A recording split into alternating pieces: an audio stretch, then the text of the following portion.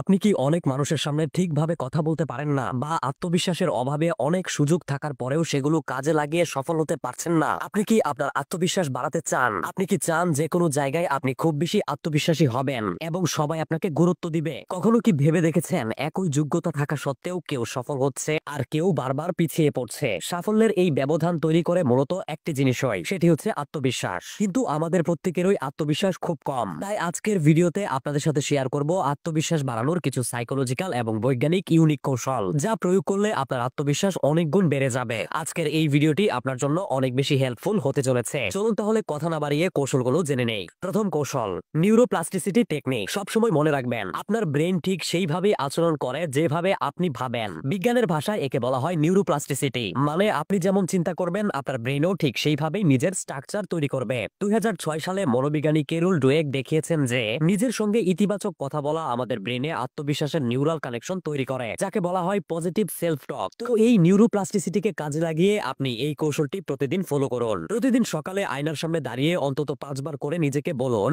আমি আত্মবিশ্বাসী, আমি একজন দক্ষ ব্যক্তি, আমি অবশ্যই সফল হব। এটা করতে থাকলে আপনার ব্রেন ধীরে ধীরে আপনাকে বিশ্বাস করতে শুরু করবে আর আপনি হয়ে উঠবেন আরো আত্মবিশ্বাসী। দ্বিতীয় কৌশল, পাওয়ার পজ। আপনি কি জানেন মাত্র 2 মিনিটে নিজের শরীরের ভঙ্গিমা পরিবর্তন করে আত্মবিশ্বাস বাড়ানো সম্ভব? 2010 সালে হার্ভার্ড বিশ্ববিদ্যালয়ের এমি কুডির একটি গবেষণায় দেখা গেছে মাত্র 2 মিনিট পাওয়ার পোজ করলে আপনার শরীরের স্ট্রেস হরমোন কর্টিজল কমে যায় আর আত্মবিশ্বাস বৃদ্ধিকারী হরমোন টেস্টোস্টেরন বেড়ে যায়। জাস্ট কল্পনা করে দেখুন, মাত্র 2 মিনিটে আপনার শরীরে কি বিশাল পরিবর্তন সংঘটিত হচ্ছে। তার মানে কতটা পাওয়ারফুল এই পাওয়ার পজ। চলুন এখন দেখে নেই 2 মিনিটে এই পাওয়ার পজ কিভাবে করবেন। আপনার যে কোনো গুরুত্বপূর্ণ ইভেন্ট বা মিটিং বা কাজের আগে যখন একা থাকবেন, তখন 2 মিনিটের জন্য শক্তিশালী ভঙ্গিতে দাঁড়ান। কিভাবে দাঁড়াবেন? 2 হাত কোমরে রেখে বুক উঁচু করে সোজা হয়ে দাঁড়ান, অথবা বিজয়ীর মতো 2 হাত উপরে তুলে ধরুন এবং 2 মিনিট এটা করুন। ম্যাচ হয়ে গেল।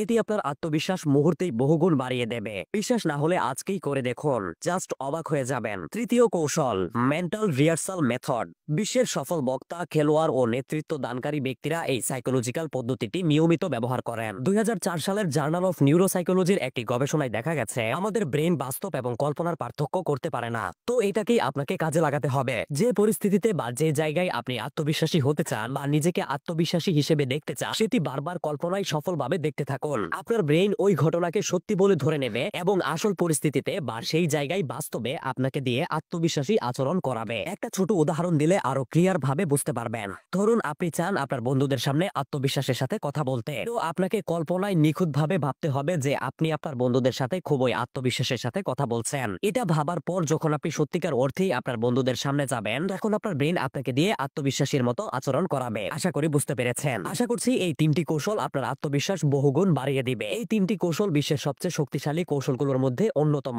নিজেকে আরো উন্নত করতে প্রতিদিন এই 3টি কৌশল ফলো করুন।